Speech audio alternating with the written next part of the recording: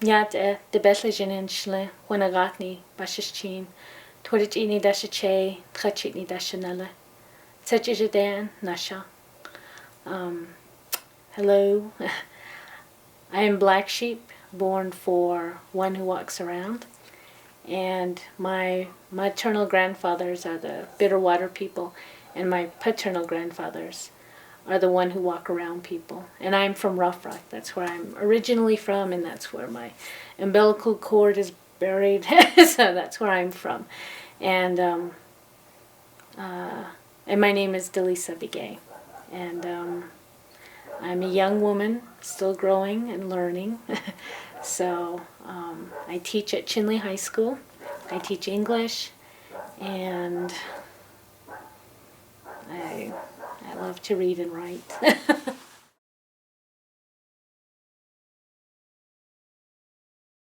Like with my sister, the attorney fee is just crazy. And I can see why some women would just quit and just go back to their husbands.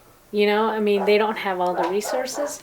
And I don't know, going through this whole, my sister's divorce, I mean, she's going through so much more than I am, but it's just opened my eyes to a lot of stuff. And I've always known, like, with the issues of women and our society and how we used to be matrilineal, and just that was very respected and highly regarded. We don't really have that anymore. There's a shift going, and it seems like men are becoming, kind of forcing themselves into being the dominant one, and with that comes violence. I see a lot of people doing it in a violent way. What do you think, what started that off, that shift? Oh, I don't know. Some could say Christianity, in terms of like that relationship in Christianity is that the man has more power than the woman. There's definitely that. There's also, my mother had said when a lot of the men in the 30s and 40s went to the railroad, they picked up a lot of things there too. I mean, they saw a lot more. They were going to different states. They were traveling. And, they saw, I'm thinking they saw maybe this shift in power, that the man had more power and the woman was considered subservient or whatnot. And I think eventually that started coming in. That abuse started, that some of these men who went into the railroad came back and started expecting their wives to obey them and stuff. And that cycle of violence it continues.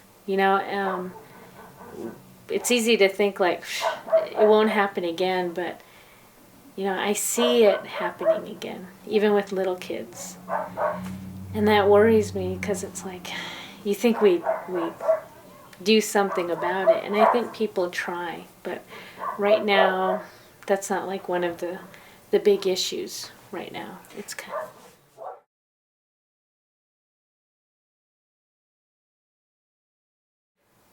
of... The man and the woman had roles in life, and both roles were equal. It was, and the woman was regarded as like life giver. I mean, she gave birth, and that's why women didn't fight in war. Women didn't do that, because it's like they've already, giving birth itself was just a holy act, and in doing that, there was much respect in that. And with our society, with the stories of like changing women and stuff like that, and it just seemed when you have changing woman as one of the major spirits or gods out there, there's that sense that people have to be respectful too.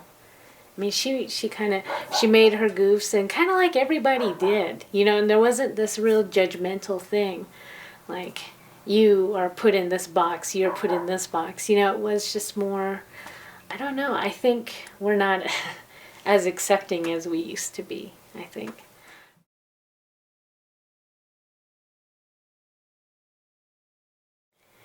She is, I guess, the creator of our clans. She's the one who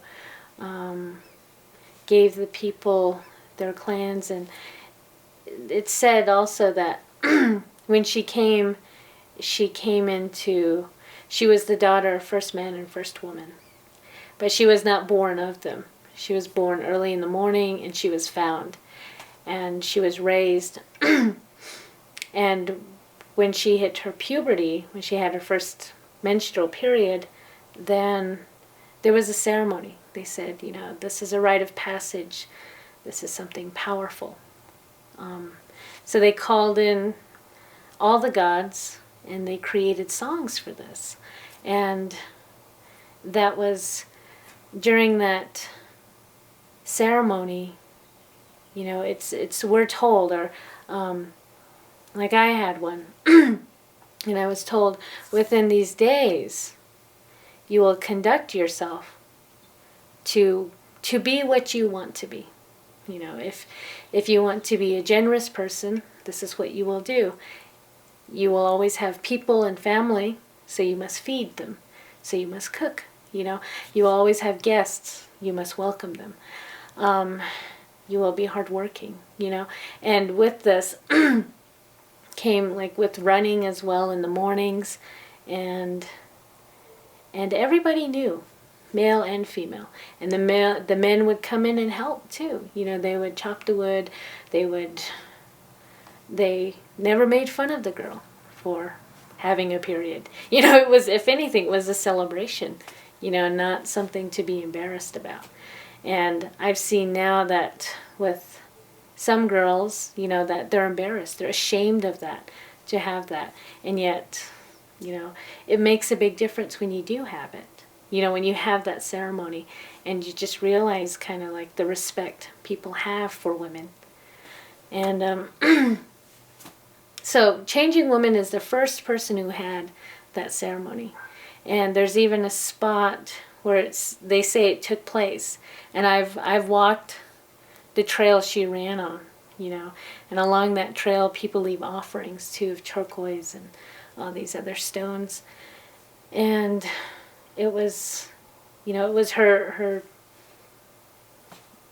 becoming a woman, and that was something special. And giving birth.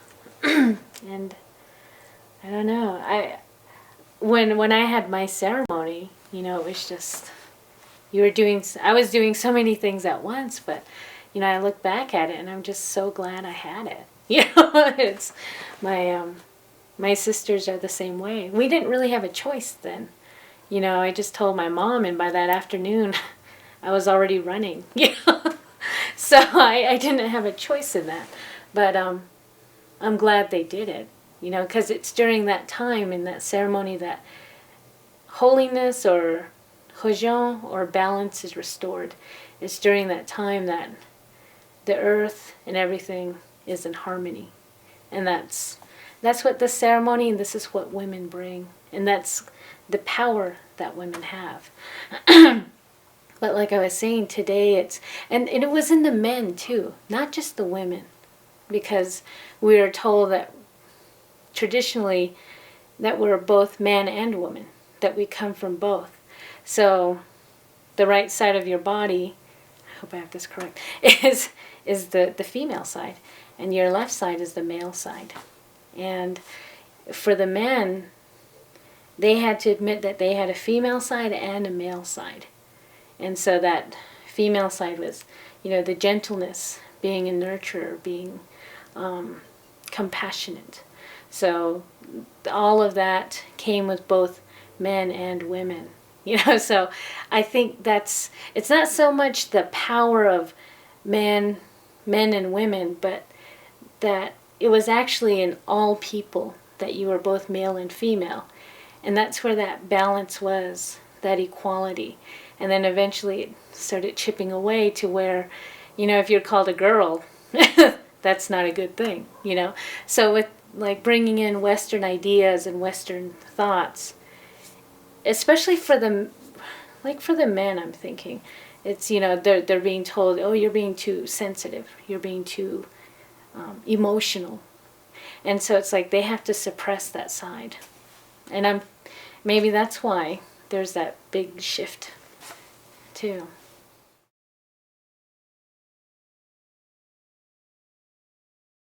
Not written language, but in the oral tradition. I grew up listening to stories. Stories about how my clan came about, for example. My mother would tell us, or tell me, she would kind of do it privately too, like with us kids. Like if she was traveling with us, then she would, and it would just make us feel more intimate too. But she told us all the same story.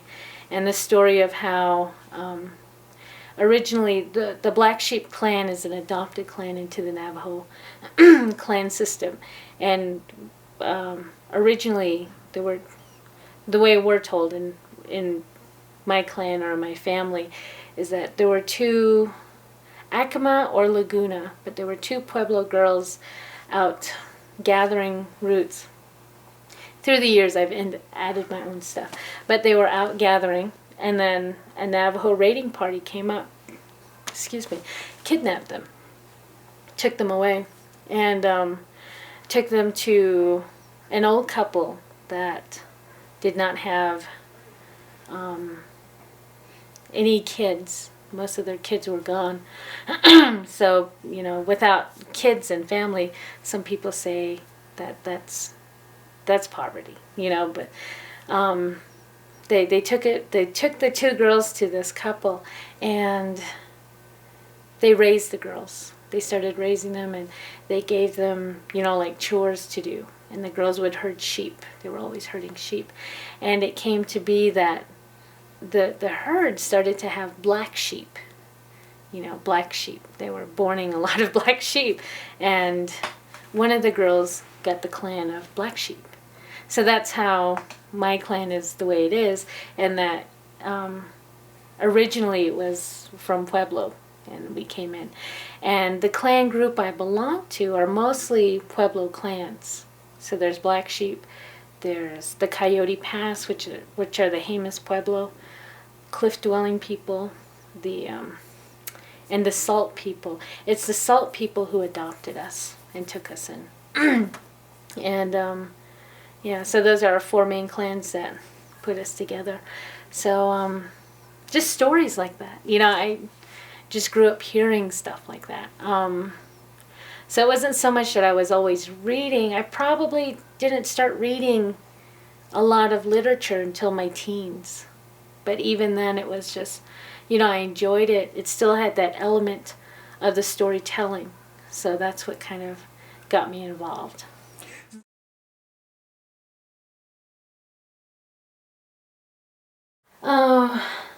Stories, stories that people want to tell.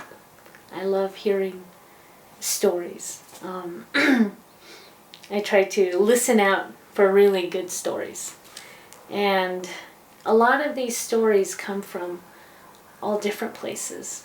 And with that comes these people's insights, their thoughts, their feelings, and also, in a sense, the way they think too. So, I can't say that I really know what it is to, let's say, be a black woman growing up in the South. But I have a little insight into it. And with these books, it's like I gain, or I'm hoping I'm gaining some knowledge and understanding too of other people, not just me, but all other people too.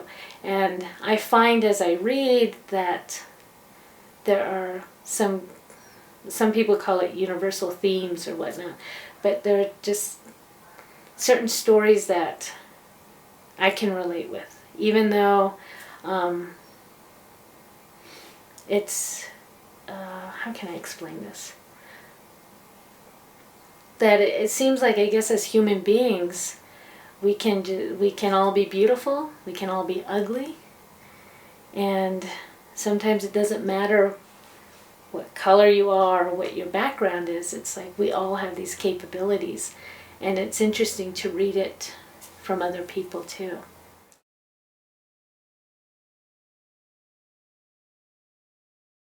I get nervous with that because I teach high school English too, and when I'm reading literature with my students, sometimes I notice that many of them don't get into it the way I do. You know, I'll just be so fascinated with what's going on, and sometimes I notice the kids don't notice that, you know. And I just think, geez, I must be getting older now, you know. But I think the thing with the media though is that my worry about that is like you're seeing it from how someone else perceives it, not so much what you think. I mean, I've read one of my favorites. Well, I have several, but you know, I've read like Ceremony by Leslie Silko. I've read Their Eyes Were Watching God by Zora Neale Hurston, and I got to experience these books and these stories with kind of my imagination, with my thoughts, you know, and I didn't have to see it through someone else's point of view. It was, you know, just kind of, it was, in a sense, it seems very intimate, and it seems like with the media sometimes, you know, there's a lot of great stuff that comes out of it, but at the same time I think we lose some of that intimacy when we don't have like the book on hand or something like that. And there's always this thing with media that things have to be cut short, that we can't, you know, it's too long, and we lose a lot, I think, when we do that too.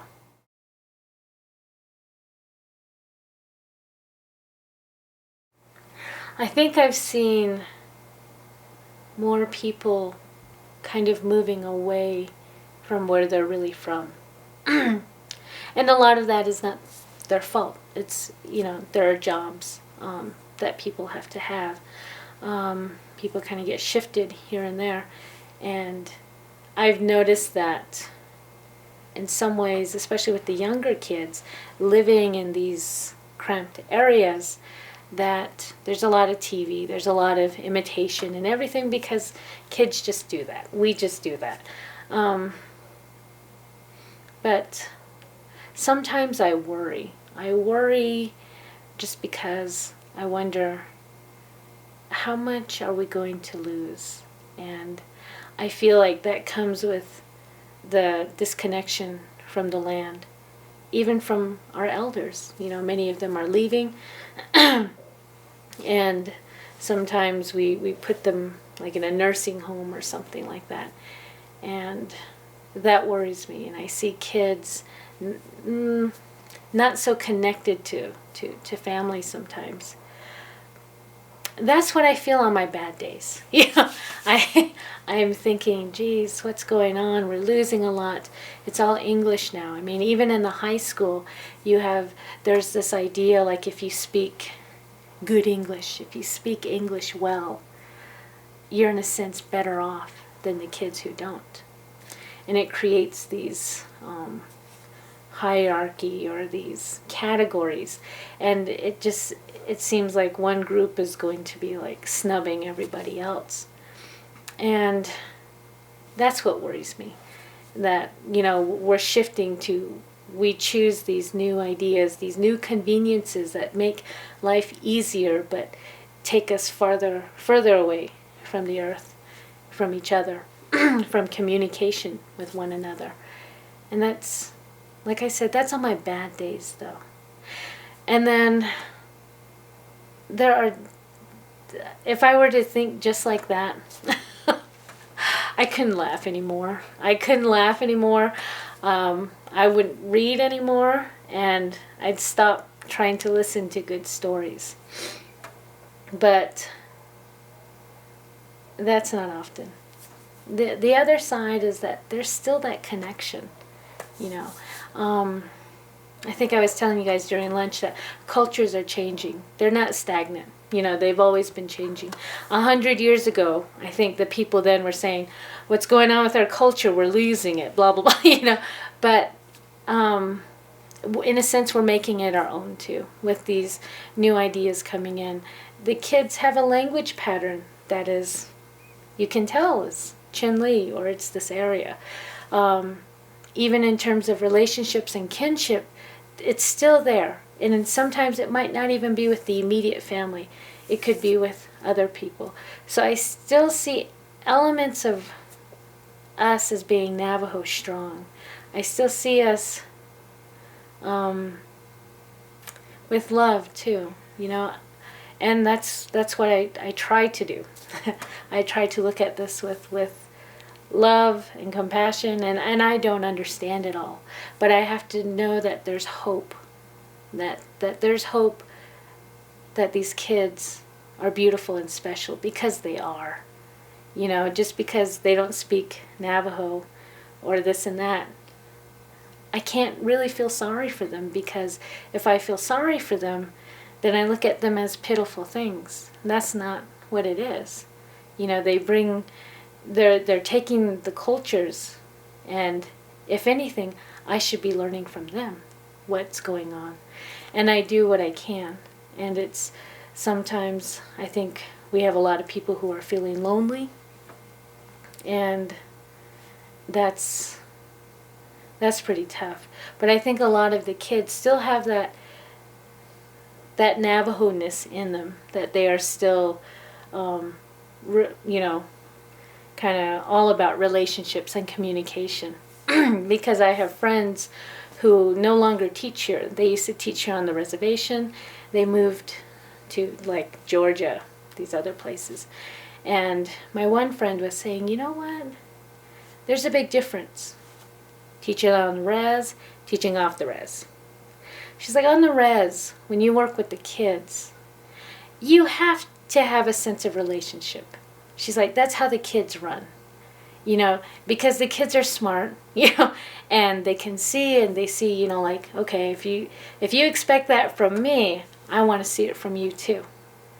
You know, and she's like, and she's now in a city, and she said, even the kids in Chin-Li, if one was upset, if a student was very upset, I could just gently put my hand on their shoulder, and it would calm them. And she was like, and it would just soothe them, and then they talk about it. She's like, here in the city, I tried that because that's all I know. And she said, I tried that, and this kid just lashed out and said, don't you dare touch me. Don't you dare, you know. And she was just so shocked. She said, the kids on the res, or especially in Chin-Li High School, she said, there's still that sense of communication, you know. And that's when I'm thinking, yeah, we still have it, you know. And that to me is hopeful. That's hope, that the kids are making something of what's going on now, what happened in the past.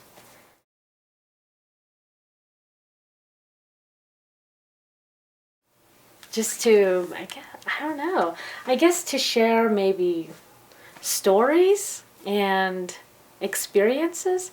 I hope you've noticed that when I talk about Western ideas, I just kind of, you know, I keep it there, and I try not to, it took me a while to get here to where I have to be more understanding about it. Because when I was going to school here in Chin-Li on the Navajo reservation, and then I went off the reservation, I went to school to study, and I started finding out a lot of history I didn't know while I was living here. And it was really infuriating, you know. I mean, we weren't very like much practicing churchgoers or anything, but all of a sudden I just did not like the church. I was very much against it. I was very angry. And, you know, I mean, while I was here, I was Navajo. I was Black Sheep. I knew that. When I went to college, it was all of a sudden, you're Indian, you're Native American.